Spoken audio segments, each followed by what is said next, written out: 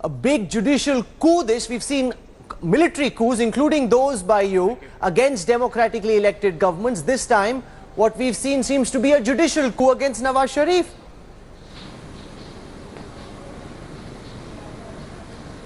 No, not at all. Why? Let's not degrade such a good judgment as a judicial coup. It is a very good judicial judgment, a judgment which was well thought out and well deserved by Nawaz Sharif. So therefore, Supreme Court, yes indeed, previously on many occasions they didn't show such caliber, but this time they have shown caliber and they have reached a judgment which is absolutely according to the wishes of the people of Pakistan and according to the dictates of the situation. So, judgments aren't determined by the wishes of people on the streets, they are ordinarily determined by jurisprudence and by law. Let's just take a look at what's happened in this case. The Supreme Court has referred charges against Nawaz Sharif and members of his family to the National Accountability Bureau and asked the NAB to file criminal charges. Now, in any proper country of the world, there would have first been a trial, Nawaz Sharif would have been convicted, and then action would have been taken against him. Here, he has been summarily dismissed. This seems to be a kangaroo court in a banana republic.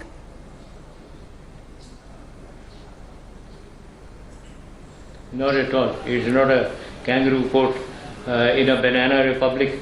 Unfortunately, Rahul, you people enjoy calling Pakistan banana republic, kangaroo courts and all that. Let's stop that. Okay, we are no banana republic and this is not a kangaroo court. It is a court of Pakistan, the Supreme Court of Pakistan. They have given a tremendous judgment. Now, the judgment issue was that the Prime Minister should be disqualified. That was the demand, that was the charge against him.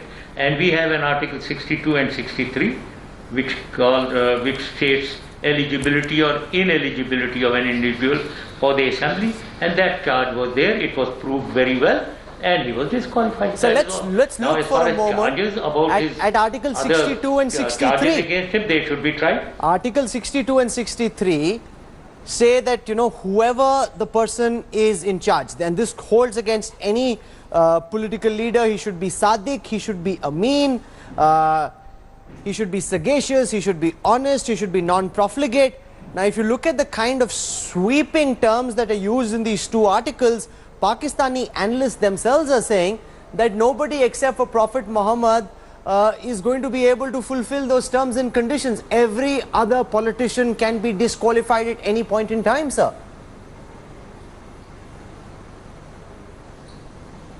Well, Rahul, we are not talking of eligibility. You are referring to eligibility. Here it is a issue of ineligibility. And in ineligibility, it is very clear.